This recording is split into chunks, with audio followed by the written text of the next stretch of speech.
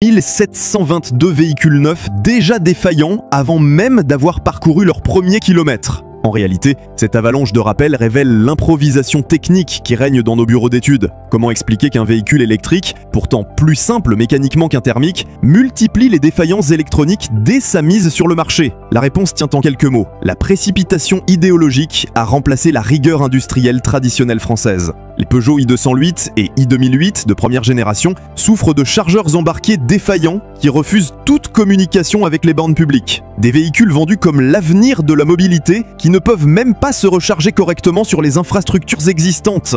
Une ironie amère résume parfaitement l'état déplorable de notre industrie automobile contemporaine. Mais le plus grave reste la décote vertigineuse de ces véhicules électriques sur le marché de l'occasion. Une Renault Zoé, achetée 33 000 € en 2020, ne vaut plus que 8 à 12 000 € 4 ans plus tard. Une Tesla Model 3 perd entre 30 et 50% de sa valeur en 3 ans seulement. Par conséquent, cette érosion patrimoniale massive décourage définitivement les acheteurs privés et transforme l'électrique en gouffre financier pour les ménages. Les assurances l'ont bien compris, en majorant leurs primes de 30% sur les véhicules électriques. Non par idéologie, mais par réalisme actuariel, implacable. Ces véhicules coûtent plus cher à réparer et tombent plus souvent en panne.